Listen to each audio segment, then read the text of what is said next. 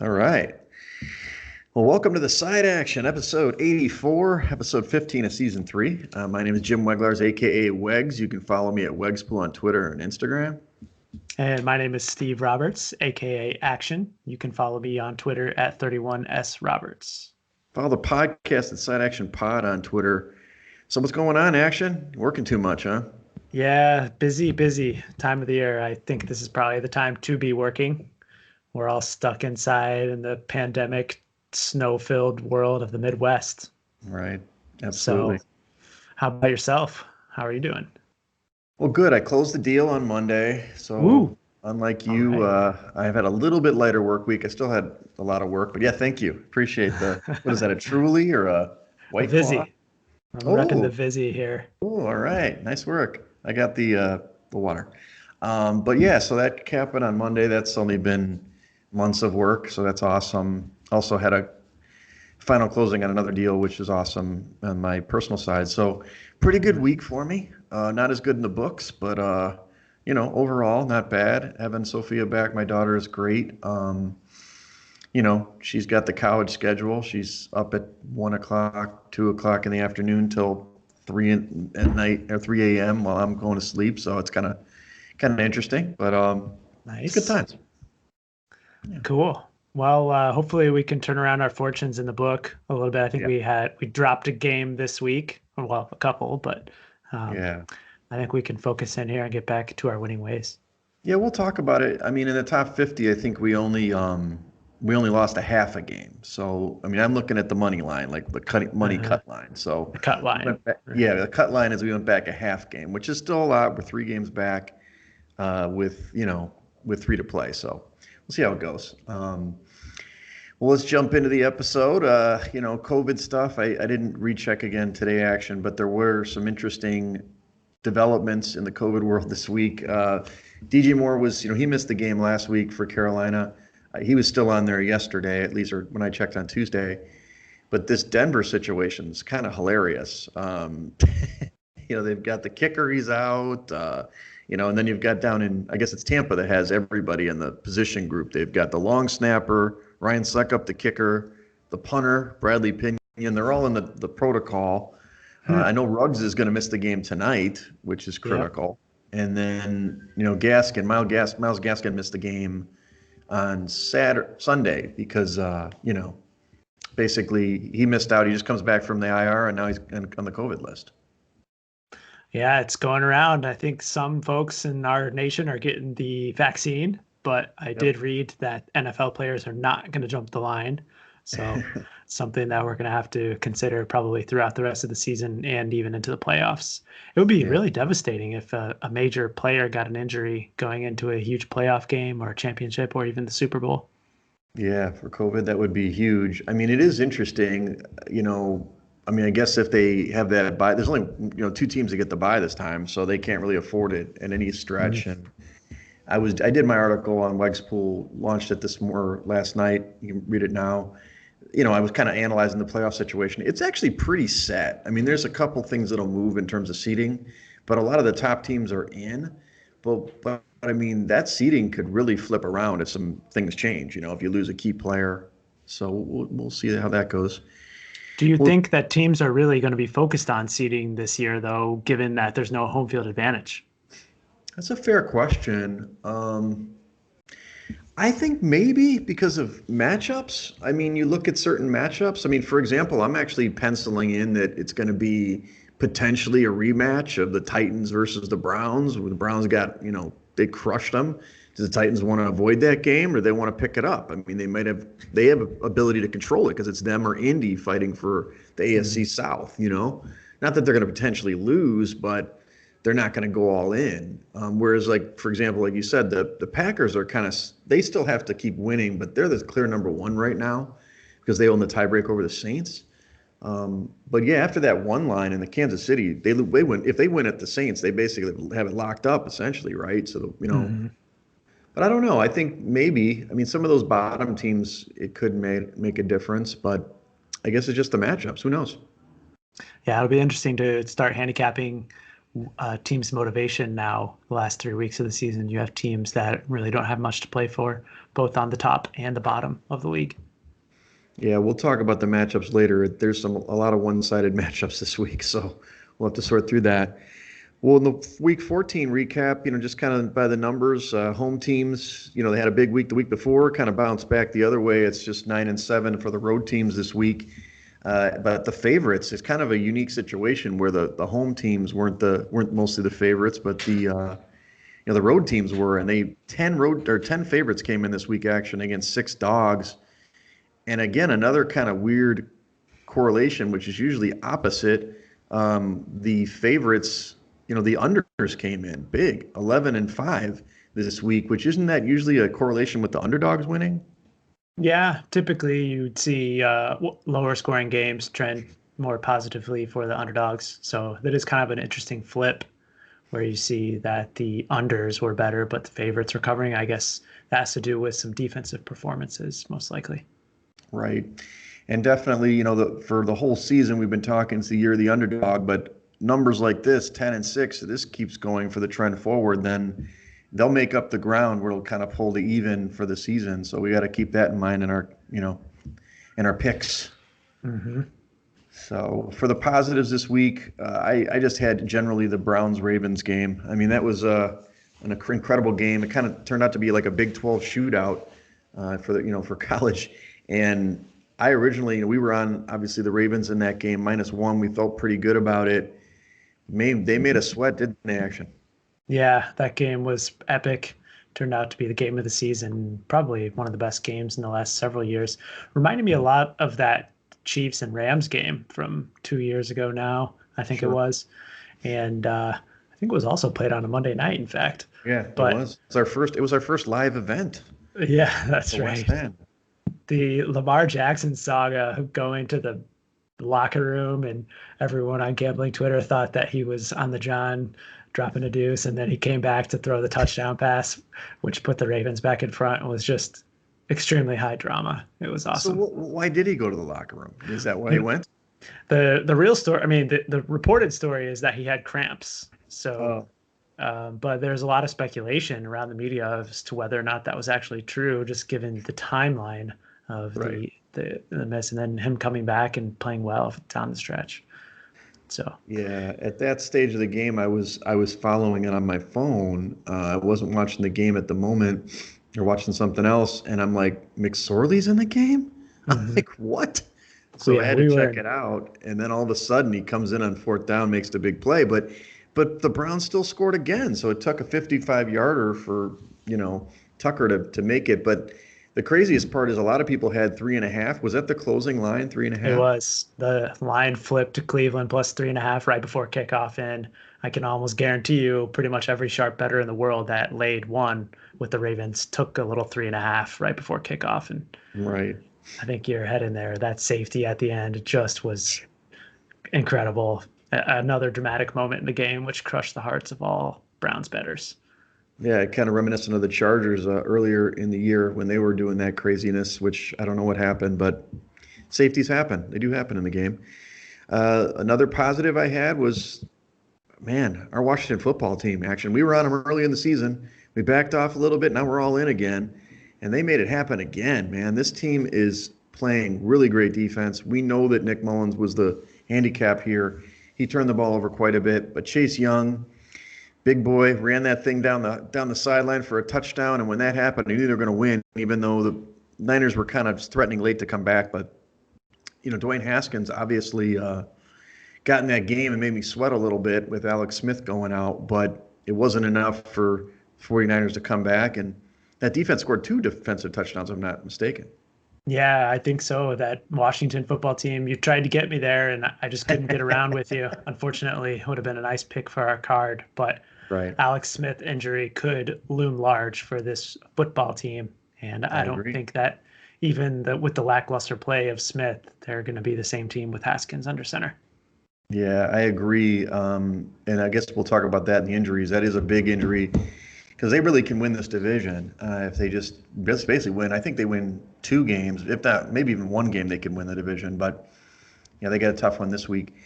last one is your guy, my guy on my fantasy team, but your guy for your team, Jonathan Taylor. Feed this guy the rock. We talked about that last week a little bit. He played the bad Raiders defense, and he lit them up. I mean, he had a big run in the game, but he, 22 touches for 165 total yards, 2 touchdowns. They dominated the Raiders 44-27. That was one of our good picks in the contest. I really like when they're giving him the ball. I know that you were a little worried they're giving him the ball too much to wear him out, but at least it's late in the season. Yeah, I feel like that we should slow his roll a little bit. Like I mentioned earlier, I'm not sure that seeding is going to matter in this playoff season. And I think that the Colts are starting to emerge as a real contender in the AFC when you look at a football team that can run like they do and limit Phillip Rivers having to drop back and pass along with that defense. I think that they can play with some of the big boys. Well, I know you didn't read my article. I know you're usually my first reader. But one of the things that I brought up about the Colts are they probably top to bottom are the most balanced team in the index. They're right in the top 5. The reason is they're basically in the top 10 in almost every category. I mean, they're in the only one that they're a little bit higher is points against, but they're 12th, still good. They're a top 5 offense scoring wise. They're a top 5. They're top 6. Yards against. They're right up there with turnover differential. They're second. So you're right. They're a balanced team, and if they can keep the ball out of Rivers' hands, they're going to be in every game, man. They could definitely make some noise in the playoffs. Any positives from you, or just kind of go down the list? You've been a busy guy this week. Yeah, I mean, I just wanted to touch on the Eagles and Jalen Hurts a little bit. I think that he was a positive for me. It's clear that Doug Peterson waited way too long to make that change. Right. Hurts gives them another dynamic, and although he didn't throw for a ton of yards, I think 167 pass yards, he gives them that ability to run and really focuses that offense on the ground game, which is what they need. Right, absolutely, and he gave them enough offense to win. I'll just go right to my negatives. The Saints were the negative in that one, not the defense, because even though they let Hurts do stuff, it really was the offense. And obviously, I don't know if Breeze is going to play. I heard he's taking first-team reps, so there's a chance he'll play this week against the Chiefs. But listen to these drives in the first half against the Eagles defense, which isn't bad. They're decent defense. 3 plays, 0 yards at punt, opening drive. 8 plays, 36 yards, missed field goal. 5 plays, 17 yards, punt. 3 plays, 19 yards, interception. 6 plays, 21 yards, punt. 3 plays, 0 yards, punt. That's a total for 93 yards, 4 punts, interception, and a missed field goal in the first half. You're not going to do that in the playoffs and win a game. And I know the Eagles are decent defensively, but they were down 17-0. They made a push late, but I'm wondering, obviously, if Breeze doesn't play, are they better with Winston back there? Yeah, I mean, I think you and I traded a text. First, it's clear that the Saints just didn't show up at the beginning of this game. I don't know if they were overlooking the Eagles or what the issue was, but that scoreline at halftime really kind of necessitated the potential for Jameis Winston to come in there because Taysom Hill just can't throw the ball down the field. Right. And it's not that Drew Brees is throwing it down the field, but he really gives them a little bit more of a passing game. And I kind of expect that Brees will play this week. I know we can talk a little bit more about it later, but I think it's time for the Taysom Hill experiment to go by the wayside. Yeah, I agree. He did his job. He kept them afloat, and they did fine. But in the end, it's Breeze's team, and they're not going to win the Super Bowl with Taysom Hill. That's for sure. The other one I had was just kind of an homage to our favorite team this year, but the Falcons impersonated the Chargers. I was on them, in full disclosure. I know you were on the Chargers. We talked about in the pod last week, but I was on the Falcons, and I felt pretty good because that game went from Falcons -2 to I think I got 2.5. They were getting 2.5 on the road with the Chargers, and they were basically covering the whole damn game. And then somehow, late in that game, 2 picks by Matt Ryan. They had 2 chances to go up in that game. The game was tied 17-all most of the fourth quarter, and then they had 2 chances to go up and get field goals in field goal range twice, and Matt Ryan throws 2 picks, killer, and then the Chargers kick a game-winning field goal to actually cover a game for the first time since sometime in October. Yeah. I mean, the Chargers really kind of had just held their own in that game. Mm-hmm. The defense played well and they kept Matt Ryan and company down on offense. So I think that was the major difference last week, is you saw an actual good performance out of the defense. Exactly. Last thing that I have to mention, and obviously I took action down with me on the primrose path with this pick, the Steelers. The Steelers actually played okay in the first half, good enough to be on top, except, obviously Ben threw that pick late in the first half that really flipped the game.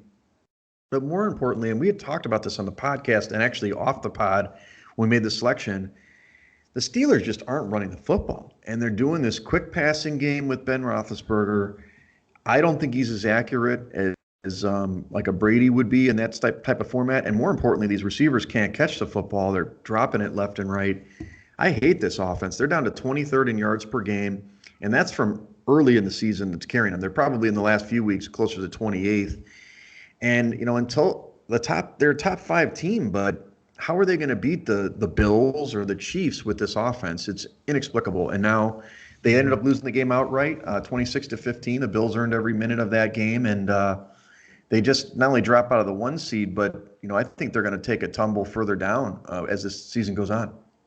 Yeah, it's really too bad, because I was really hoping to get the Steelers in a favorable matchup in the playoffs, laying a big number and just going against them. But it looks like that opportunity might go by the wayside a little bit. I mean, this offense is made to look worse when you consider that they were facing off against the Bills defense, which has been very poor this season. Very middling defense, both against the pass and the run. And looking at the box score, 17 rushes for 47 yards by the Steelers in that game just won't get it done. It's not going to get it done. No way. Okay, there's a slew of injuries. I know I put way too many on here, but let's cover a few important ones, I suppose, that may impact lines. Let's see. Let's jump to, I guess Buffalo, they're playing a crappy opponent, and they got Tremaine Edmonds, who's questionable. Is Brandon Allen, is he going to play? He's got a questionable for Cincinnati. You just highlighted that. But I think signs are pointing to Brandon Allen being out this week, and we're looking at Ryan Finley at quarterback. In Dallas, they lose another offensive lineman in Lyle Collins with a hip. He's on IR. That team has had their issues this year. One of the ones I was kind of noting is on defense for Green Bay, you had Zadarius Smith and Rashawn Gary, Kevin King, and Traymon Williams all in the injury report. So even though that they're heavily favored in their matchup, that's just something to consider. And then your guy, LaRaven Clark for Indy, is out for the year with an Achilles, offensive tackle. Do you think that hurts their run game? Yeah, a little bit, but the heavy run is really on that left-hand side, I think, with Costanzo and company, and they even moved Quentin Nelson over to play left tackle this week a little bit. So wherever Nelson is where the run game is going. I got you. Last two, Deebo Samuels for San Francisco. He was out last week. He's out this week again, which impacts that offense quite a bit, as we've talked about. And then Washington, obviously Alex Smith, he's questionable with this calf. I don't really trust Haskins. I do like the the Washington football team quite a bit. But without Alex Smith, I don't have as much faith, Yeah, another couple injuries that are smaller names, but when you look at the Eagles secondary, I think they picked up 2 or 3 injuries on Sunday against the Saints. And you're looking at a cluster issue there for the Philly backfield. Right. You've noted that the Jags are going back to Minshew. Yeah, Minshew, the stash magic, Minshew magic, whatever you want to call him, is sliding back in for Mike Glennon this week. And I think it has to be not quite an upgrade, but definitely an upgrade when you're talking about going back to Minshew over Mike Glennon. Hey, he's always fun. He's got the headband. I don't know if they really want to win games, but he's got something. It's a valid point. Well, let's roll into the previews. Obviously, we've got the game going on right now as we speak, the Chargers, Vegas. We don't have to talk too much about it. I think you were on the Chargers in that one, plus 3.5. Is that right? No, I stayed away from the Chargers. What? I think after our little text this afternoon, I decided that I couldn't get there, but I do have a small play on the over tonight. Yeah, probably a good idea. I know Keenan Allen's out in that game, so he's their top receiver, but Good. Way to go. Now, this is something strategically we'll have to talk about. Saturday has two games. Now, we could get the picks in, I guess, before this game. Now, is this 4:30 Eastern? Is that what you're listing here? Correct. So there's two games on the Saturday card. First, Buffalo, Denver. Buffalo opened up as a 4.5-point favorite on the road, 48-point total. They're all the way up to 6 in the contest, 49.5-point total. Again, that's 4:30 Eastern. We'd have to get in our picks prior to that, all 5 of our picks. Do you have a lean in this one, or are you interested in a contest selection here? Yeah, I'm interested in the Denver Broncos at this number. I think this is a really tough scheduling spot for the Bills. They've come off a huge AFC game against another foe for the top seeding in the AFC, and that was on Monday night, remember? Right. So real short. Now they're traveling across the country to Denver, and an even shorter week, having to play on a Saturday afternoon against an opponent that is not really one that they would seem to be formidable. So, right. And I think the way that Denver played last week was impressive, certainly shocked me, and I know that you felt the same way about the Broncos. So I would have a lean to Denver. How do you feel? Yeah, I mean, I guess we misspoke. It's Sunday night, but they played Sunday night, but the bottom line is they flexed that game up, because originally I think it was supposed to be a 3 o'clock game or maybe even a noon game, and they flexed it up.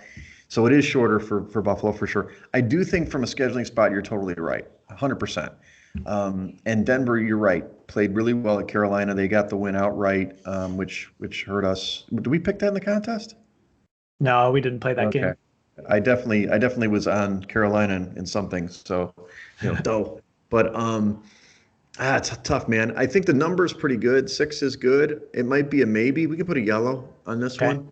I'm not 100% against Buffalo here. I think Buffalo's incentive here is that they can jump the Steelers for the 2 seed. Like you said, it's not a bye, but maybe they can shape up and play a lesser team. I mean, when I say lesser, maybe they play the Ravens versus, the Colts or Titans. I'm not really sure. So, but no, the Buffalo can definitely get into the 2 seed. Okay. Let's see. Yeah, we'll have to monitor the COVID situation, obviously, on the Broncos side. There's a number of players in tracing already. So, especially their special teams unit. Right. The second game Saturday night is Carolina going to Green Bay. Green Bay opened up as a 9-point favorite, 51-point total at home. They're 8.5 points now, 51.5 point total at Circa. I mean, I do like Green Bay here. I'm not saying we go all in. We obviously, they failed us last week. Thanks, Green Bay, for nothing. But it was really just that defense, man. They had that game covered like 3 times, and then they couldn't keep Detroit from getting that back door. So I don't know. This 8.5 is a little scary, but I don't know if this Carolina team is that great. But to your point, Steady Teddy always covers numbers, except when he's a favorite.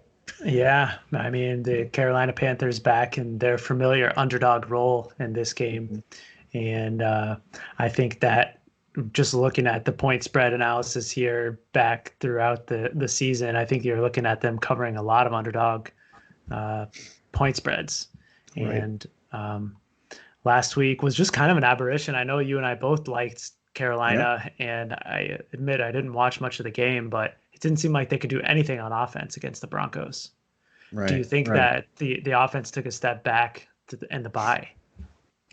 I don't know how you do that, especially because Bridgewater returned, and they maybe played the game before. I don't know. Maybe it was they thought McCaffrey was going to play. I don't really know. That team's been strange this year. They started off kind of slow, then they caught fire in the middle where they were playing really well, and then they've kind of cratered. So it's not a team I really want to back in Carolina. So to me, it'd be Packers or pass, and I'm saying pass. Okay, I'm on board. All right, so the next one is the Sunday slate. We've got Detroit. This is an interesting team. Detroit is going to Tennessee now. You've got no opener there, but they're 11-point dogs in the contest. I'm actually showing a total at least at Rivers. So I can give you that. That's pretty high. It's 51.5. Now I do think the Titans roll in this one. It's a big number though.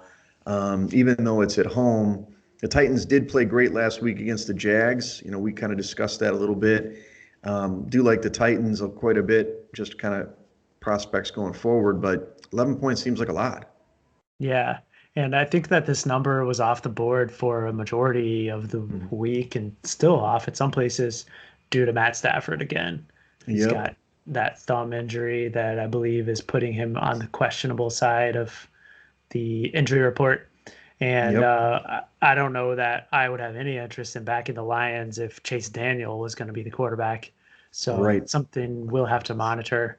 But on the flip side, I think when you're looking at the Tennessee offense, this is the time of the year where they really start to feed Henry. They do. Last week, he ran all over the Jaguars. Granted, it was the Jaguars. I would be curious to see how he might fare against this Lions rush defense. Yeah, Detroit's rush defense is pretty bad, but you didn't see the Packers take advantage of it. It was all through the air. But no, I mean, the Titans can certainly cover this number just as a contest pick. I mean, it's a bit of a sweat. I mean, they should win. And I agree. I mean, Henry had 215 last week. I mean, he's going to lead the league in rushing again. Good for him, 2 years in a row. So, but we'll see. The next game is San Francisco going to Dallas. Dallas opened as a 1-point favorite at home. 45.5 point total. It's up to, you're showing San Francisco as the favorite now. Is that right? Yeah. Yep. The Niners are a 3-point favorite on the road. A 45-point total. I guess my reaction just told you all the story. I don't think that it's a bad line. I don't really see how San Francisco's, being favored on the road right now. They obviously played 2 quote unquote neutral site games and obviously lost both of those games. But I don't know. I mean, Dallas obviously rolled Cincinnati, who stinks, but they're not a terrible offensive team. This 45 is, pretty low. What do you think about this game? Yeah, I'm not really sure that opening number is accurate. I don't know what you have in your record keeping, but I got another odds board here in front of me that shows Niners -2.5. Yeah, that's what I have. Yeah. Honestly, I was looking at some look aheads on Saturday or Sunday of last week, and this number got as high as like 3.5 or 4 for the Niners. So odds makers had every expectation that San Francisco was going to perform better than they did last week against Washington, that did not come to fruition. So I would agree. I think that in this spot, you have to look at Dallas or pass. Do you think that, I understand that Ezekiel Elliott had a little bit of a knock last week, and he was even questionable to play up until game time. Yeah, he's got a calf issue as well, from what I heard on the radio. But I don't know if that matters. I like the backup, right? I like Pollard. Pollard is his name? Yeah, he's Tony Pollard. He's really good, and it's more the offensive line injuries that have hurt them, from what I can see. And I know that this sounds crazy after we saw them play terrible against the Ravens, but the Dallas defense hasn't played that bad in other games. They've played probably the last 5 games. They've played decent. They've kept it close. And if they can get any kind of pass rush on Mullins, he's garbage. I mean, and without Debo, I mean, it is a low-scoring game, I guess, if you look at it that way. But I'm not saying let's go all in on Dallas, but if we're struggling, I guess we could put it as a yellow. I don't know.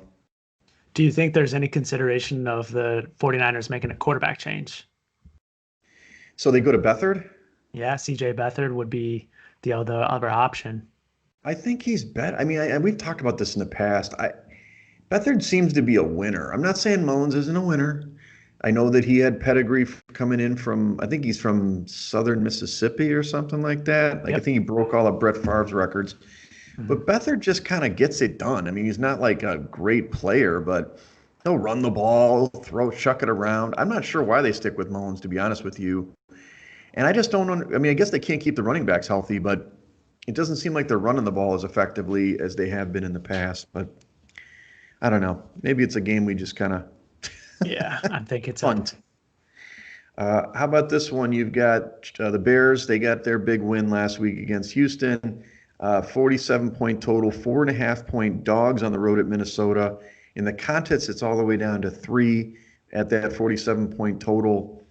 And these teams, again, are pretty even. They're pretty even in the index. And the Bears, gosh, who's going to show up? They played against a bad Houston team and destroyed them. This is the Bears team that I expected a lot of the season.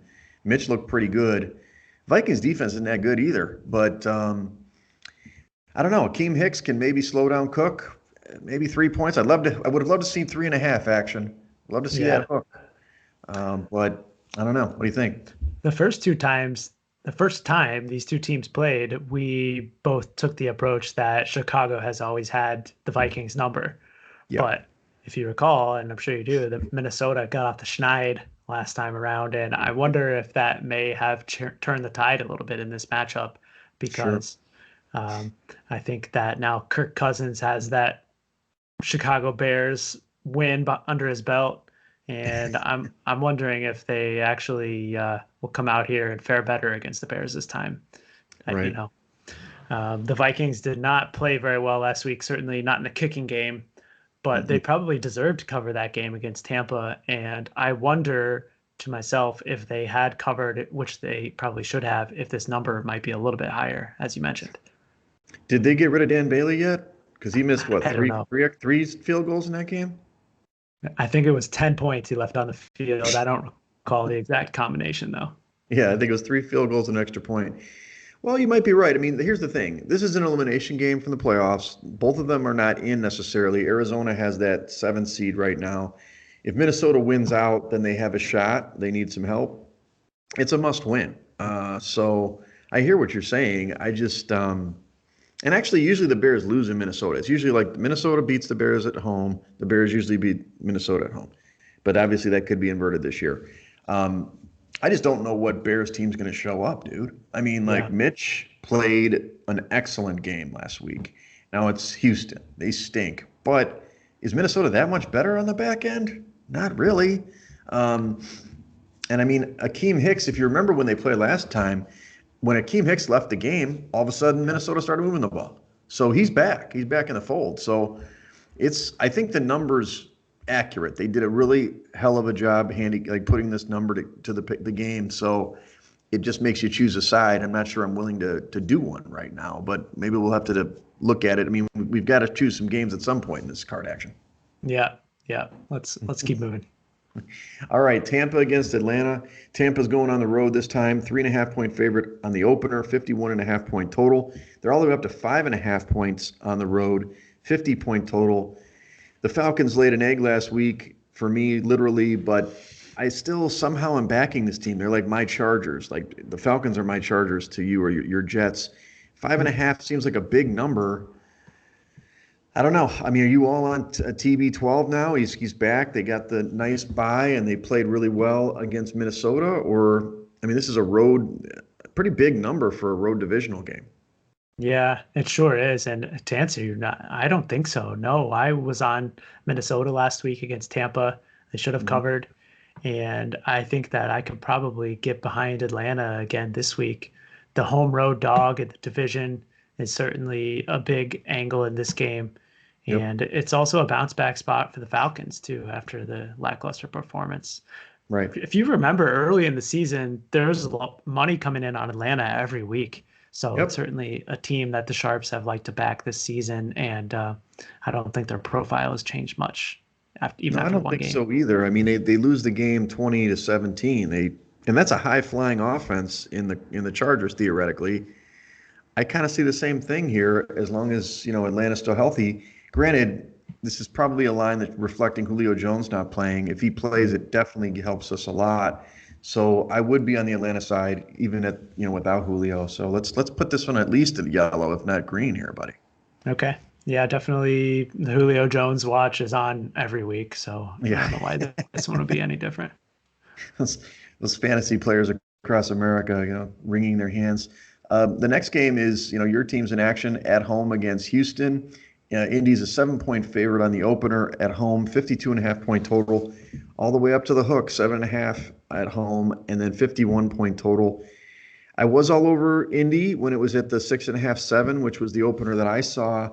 I don't love the hook, but I could still back them. I mean, they're going to run all over this team. Houston has nobody left. It's just the divisional angle that only scares me. I had that angle last week with Deshaun Watson against the Bears, but man, they just have nobody to throw to anymore.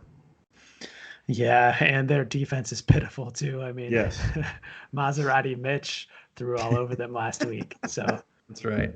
I think that Indianapolis is a play here. I agree. 7.5 makes it tough, but that might only serve to just diminish the number of entrants that pick the Colts and give us a little bit more of a contrarian pick. All right, let's do it. Let's put it in green. We are both on the Colts. Keep backing the Colts. I mean, they've been pretty good to us this year. Yeah, and Deshaun Watson was out for a couple of plays towards the end of last week. So even if he does practice all week, which I haven't read the reports, there's certainly no guarantee he's going to be 100%. Right. Agreed. And then who's his backup? TJ Yates or something? Or oh boy, I think they said it in the game on Sunday. I think it is, but they got nobody down there, so that's the bottom line. Whoever it was came in for a play, I think. Yeah, he did. All right, so then we got Seattle against Washington. Seattle opened as a 5-point favorite on the road, 44-point total. They're up to 5.5 in the contest, 44.5-point total. Obviously, this is an Alex Smith watch situation. I'm all over the Washington again if it's 5.5 with Alex Smith. I don't know if I could do that with, Dwayne Haskins. Yeah, I would agree with that. In fact, if Dwayne Haskins plays, I would like Seattle without a doubt. Yeah, I think so. Even a road game here, I think this is going to be a big spot for the Seattle Seahawks. You saw them get back into form a little bit against, granted, the Jets team, but without Alex Smith, I have very little hope for the football team in this matchup. Right. Are you off the Jets yet? Yes. Yay! It's just before Christmas. All right, here's another one. New England against Miami. New England opened as a 3-point favorite at home, 44-point total. They're down to 1.5-point favorite in the contest, 41.5-point total. Tell me why Miami's not going to win this football game. This is a really interesting line. It's what Action, for people who don't listen to us all the time, Action calls it a fishy line. Miami always beats them in New England. In Miami, even when they're not so good. Now they're clearly the favorite to me. 1.5 is a nice line for a home favorite. Is this the Belichick special? And Tua hasn't done anything anyway, except last week late when they were losing a lot. But Miami, talk me off Miami. Yeah, I'll try. This is a really fascinating matchup. Obviously, you have the protege, Brian Flores, going up against his head coach, Bill Belichick. Sure. But I think it's more so Belichick versus Tua in this matchup. I think that Belichick and the younger Belichick are going to have some defensive tricks up their sleeves. We already saw them go in and just manhandle Justin Herbert and the rookie quarterback in that game. And I think that they're going to have an equal advantage against the rookie here. And Miami doesn't really have much of a run game to speak of. So I don't know that they're going to be able to rely on that. And I think that given the low total, I would lean to the Patriots. Interesting. So now one of the things I did in my write-up today, the Dolphins are in the playoffs right now, but they're actually in jeopardy. I think they will slip out, actually, because the Ravens' schedule is so favorable. But it is a little bit of smoke and mirrors with this defense. We might have talked about this before. They're really good at points against. I think they're like 7 or 8 or something like that. Actually, let me look it up since we're live taping here. Yeah. So here we go. They're second in points against, which is baffling because they're 18th in yards against, which that metric usually should be lined up. It's because they're number 2 in turnover differential. They're plus 10. This team, even the Chiefs, they got 3 picks on Patrick Mahomes, who never turns the ball over. So Cam can be prone to turnovers. Obviously they'll try to keep the ball on the ground. I always ask you, because you have deeper metrics, what's Miami's, rush defense like? 23rd. Okay. I think there's going to be a little bit of an advantage there for the Patriots in the run game. And I think the other key factor in my handicap is the return of Julian Edelman. He's coming back this week off of the knee injury, and I believe that he's going to inject some life into this offense. So Okay, so you're explaining the depressed line here. So, okay, well let's discuss it further. In the past, I'm all over Belichick. I think he's the best coach ever. I'm not saying that because I like the Patriots. I just think that he is. He just is, and he's been able to do it. Sometimes they don't look so good. Sometimes they look great. But I see your point. I get it. So let's revisit it on Saturday. Yeah. And I mean, you've seen lately, not early in the season when they went through that skid, but the last 3 times they failed to cover, they've come back and covered the very next week. So a team that has shown some bounce back this week, at least against the number. Right. Well, that's the whole Belichick thing, right? He always usually wins the game outright after a loss. Not this year, but in years past. Okay, so you've got the next one, Jacksonville going to Baltimore. 46.5-point total on the opener. 14-point favorite in Baltimore being the home team. It's down to 12.5. Maybe that's favorable. 47.5-point total.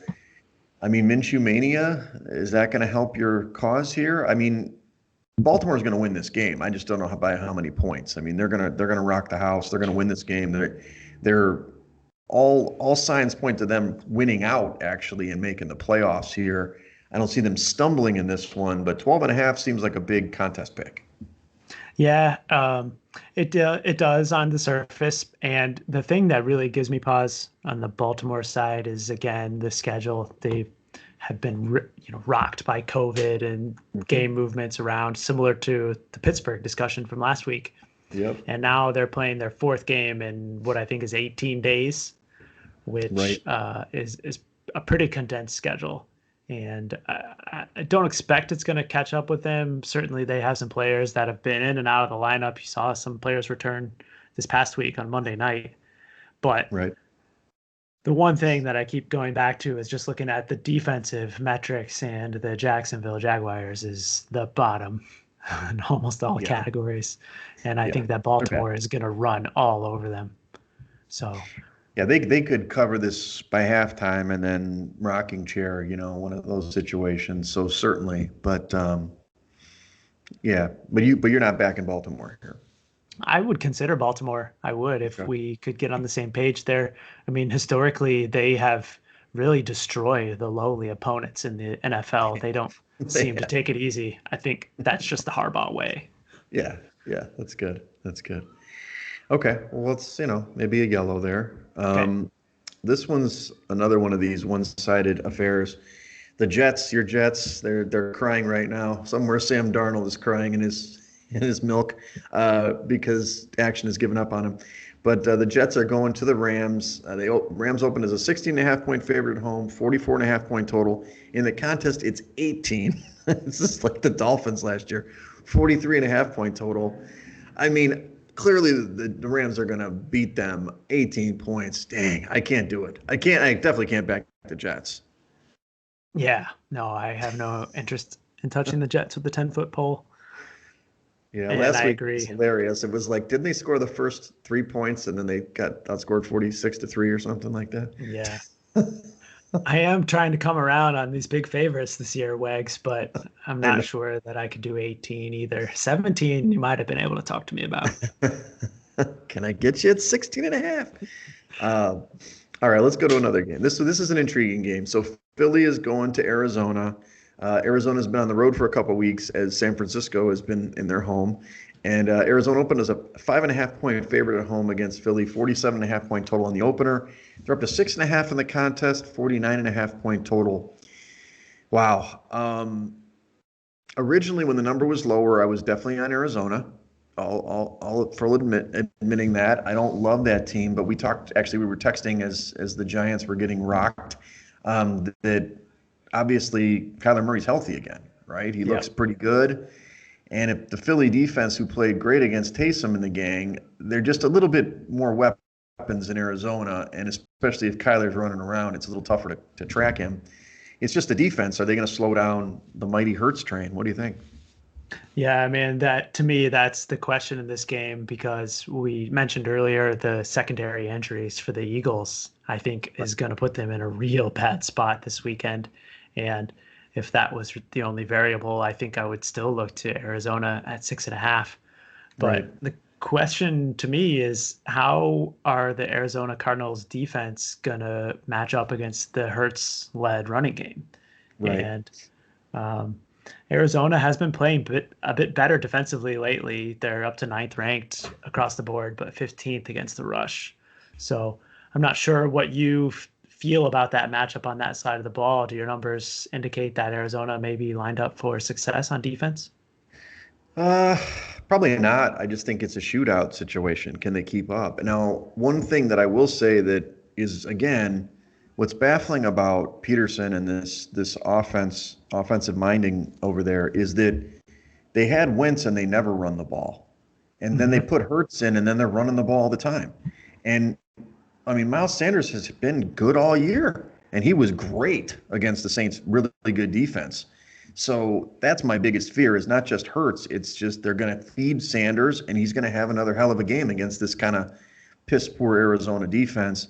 I kind of see this as a back and forth affair.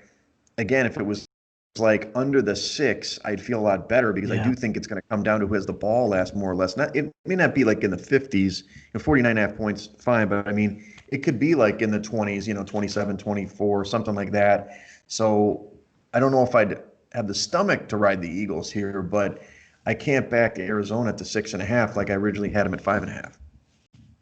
Yeah, I think that makes it tough. I agree. We could dig into it a little bit more because the other thing on the other side is Kyler Murray was interested in running last week, and I think he flew over his yardage prop total. So that certainly brings another dynamic to the Cardinals offense. Yeah, and the other thing too is that it's a long shot, but and I wrote it in the article, if Alex Smith doesn't come back for Washington and Philly can somehow run the table, I mean, they have a shot to win the friggin' division still. And this team is garbage, but that tie gives them a leg up, and they could finish 7-8-1.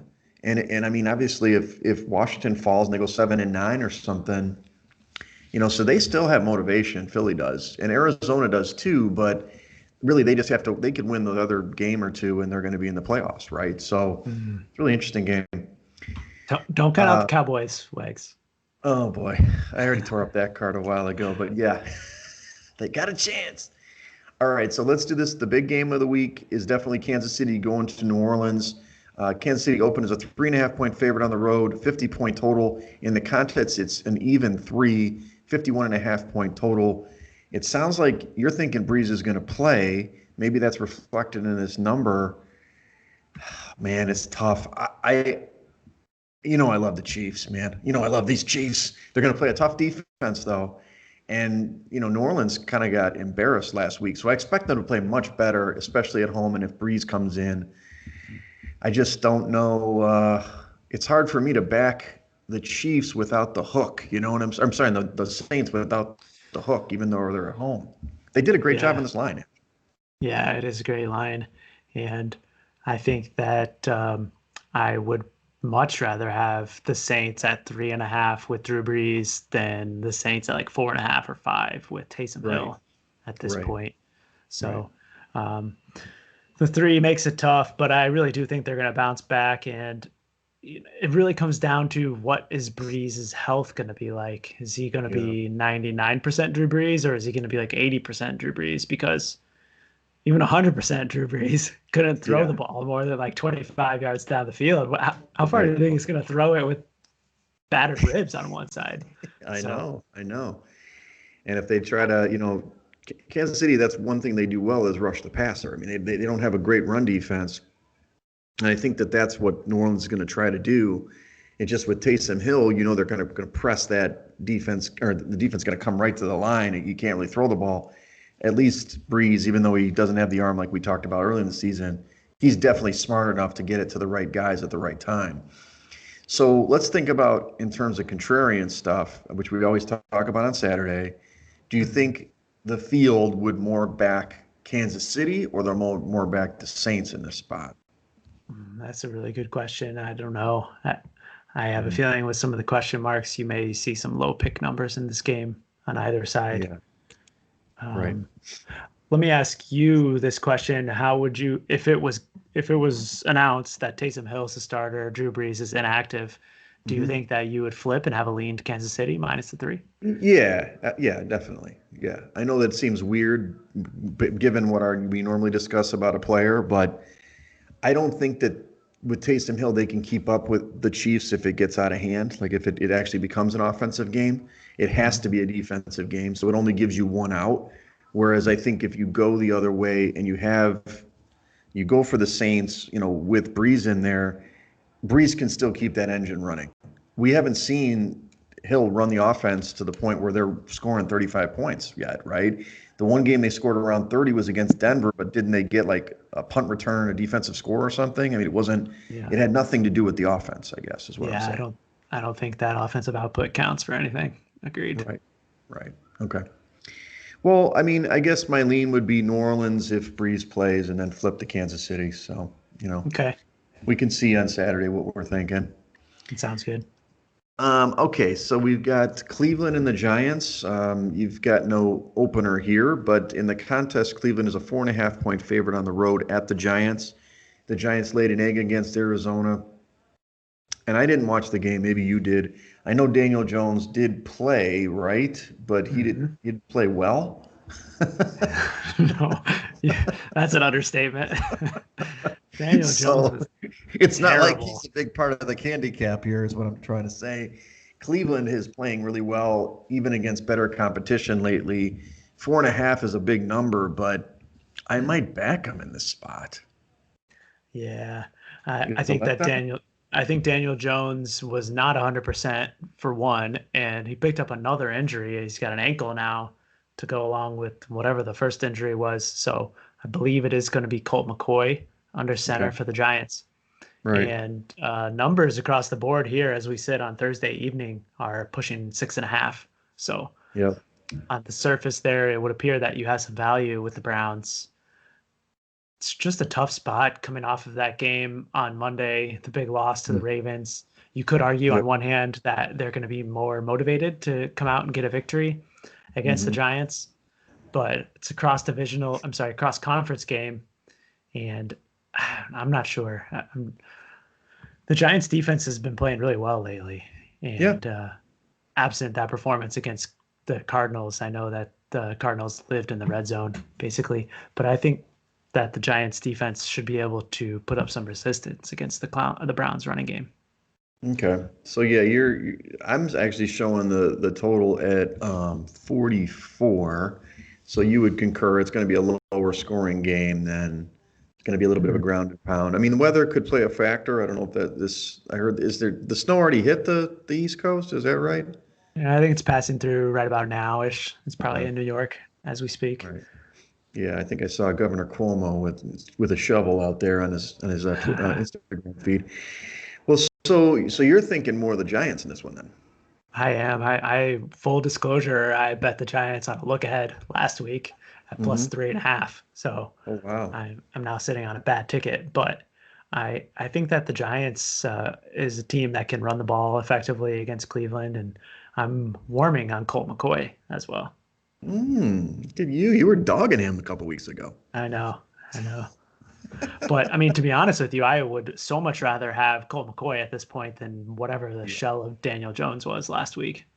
Yeah, he was giving the ball up, looking terrible. Okay. Well, I can't believe this is a Sunday night game, by the way. This is just why didn't they flex up the Kansas City game? I don't know. They wouldn't give it up, I guess. But I mean, you see the schedule. There's 3 4:00 games, and I think they want the whole world to watch that one. Yeah. Okay. Well, let's leave this one aside. Maybe we can come back to it on Sunday. I know we don't have a lot of selections here. The last one is Pittsburgh against Cincinnati. Pittsburgh is going on the road after getting a little bit demoralized, I would think, losing 2 straight, but especially this last one. They're 13-point favorites on the opener, and then 41.5-point total at the Bengals, who we know stink. It stayed there at 13 in the contest, 40.5-point total. Not a great smash spot, though. I mean, this is divisional rivalry and all that. Pittsburgh usually owns Cincinnati of late, but they've had some, big games when Cincinnati was good. I don't see the Steelers covering 13-point number, though. If Ryan Finley's the quarterback, I do. Oh, okay. Point taken. Yeah. Brandon Allen, I would probably pass, but if we can somehow get some intel before the Saturday pick time, you could definitely talk me into the Steelers here. I know that their offense was terrible last week, but going up against this Bengals team is a little bit different story, I think. Right. No, of course. I mean, they just got crushed against the Cowboys last week. That was yeah, that was eye-opening. Yeah, I guess so. I mean, obviously, I know the Pittsburgh's going to win this game. That's not a question. It's just a matter of will they put their foot on the throttle and take apart a division foe after getting embarrassed on Sunday Night Football and now going Monday Night Football. Who knows, Yeah. They won the first game 36-10 in Pittsburgh on November 15 for whatever that is worth. That was Joe Burrow too, right? Right. It was indeed. Yeah. Okay. Well, duly noted. That can be one of the games we discuss. I don't think we really marked too many games this week, action. Let's take a step back real quick. Not Burrow, Allen or Finley. What do you think that the Cincinnati expected point total is going to be? God. Can they even score? I don't know. I mean, probably 6 points. Yeah. So what you're thinking is then that's a 34-6 win by Pittsburgh. I mean, it's defensive scores. I think I kind of wrote that in my article. Pittsburgh's defense is so good. They also give tons of opportunities to the offense. They're, right at the top of turnover differential, and that's what gives them short fields and gets the easy scores and even defensive scores. And that's what was so weird about the Bills game. They actually turned the ball over. Ben looked terrible. Cincinnati's defense isn't going to pressure Ben, and if maybe this is a get-right game for the Steelers. Like you said, maybe they actually don't drop 6 passes in a game again. I mean, Deontay Johnson, dude, hit the jugs machine, bro. I mean, look the ball into your chest. I mean, my coach in high school, Gary Growen, catch the football. I mean, he's dropped so many passes the last 3 weeks. It's infuriating. And it's first down passes. Boom, drops the ball. Instead of being, whatever, 2nd and 5, it's 2nd and 10, and they're just not functioning at the same level. So maybe you're right. Maybe it's a get-right game. I think Deontay Johnson is going to have a monster week just because you said that. Yeah, come on, call me Deontay. Well, okay, so you're talking me into the Steelers. Let's put a yellow there. I can't go all in yet. All right. So, all right, let's review our picks here and where we're at in Circa. We did not have a good week, as everybody knows, if you follow us. We were 2-3 last week after a rock and roll 3 weeks.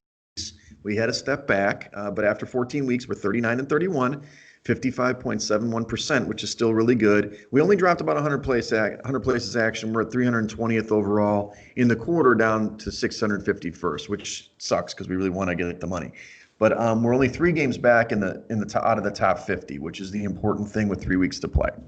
So if we review some of our games, we're talking about Indy at 7.5 at home against Houston. Looks like we're kind of on opposite sides there for Arizona. Looks like we're not on Green Bay, right? That's me too. I put Green Bay originally. You do like Atlanta though with the 5.5? Yeah, I think we've highlighted Atlanta. I also highlighted Arizona. I think, or okay. I intended to at least, or maybe we talked ourselves out of it actually. Right. We thought maybe it was too big of a line because I think originally it was a lower line. Mm-hmm. And then these other ones were kind of split on. We've got Miami and New England were split on, and then obviously I was on Washington originally, but that's meaning if Alex Smith plays when they're hosting Seattle. So the other ones on our card here, we have Baltimore as a possibility, smashing Jacksonville, 12.5. We're on New Orleans if Breeze plays, and we think he's going to be really healthy at +3. And then obviously another Pittsburgh get-right game, -13 on the road at Cincinnati. So any of those stand out? Like, oh, why did we say that? Denver. I think I was a proponent of Denver. We had them highlighted as well, and given the early spot, it could be a tough one. So right at the 4:30, right? So we'll figure it out. We'll talk it through on Saturday. But I think if we can get back on track, action, we still got a good shot. Luckily, if you look at the standings, and I know you probably don't do this like I do. I get all worked up about how we're gonna win. But even the top guys only went 3-2 last week. Like the top of the heap, they only advanced three games. So we didn't lose a lot of ground. The consensus went 4-1, right? Or maybe they were 3-2 or something. No, they were 4-1, I think. So in theory, we always thought that, at least I always thought the consensus was the group.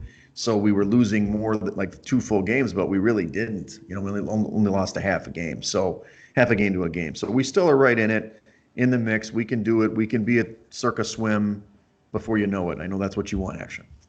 Oh, I'm going to be at Circa Swim regardless, but hopefully we'll be there collecting some cash. Exactly. So, excellent. Well, I don't know. Let's bounce back. Coming up on the holidays here. I don't know if you have any big plans this weekend. I'm gonna get a tree finally. We'll put that in the background next week or whenever we tape. I guess we'll tape it. We're not gonna tape on Christmas Eve, are we? Oh, I don't know. We got to talk about that. Good question. We'll figure that out for loyal listeners. We'll put that out on Twitter or something. But anyway, follow us at Side Action Pod on Twitter and on YouTube. Follow me at Wegspool on Twitter and Instagram. And follow me on Twitter at 31S Roberts. All right, everybody. Good luck and root us on to another positive move on the way up. That's right. Later.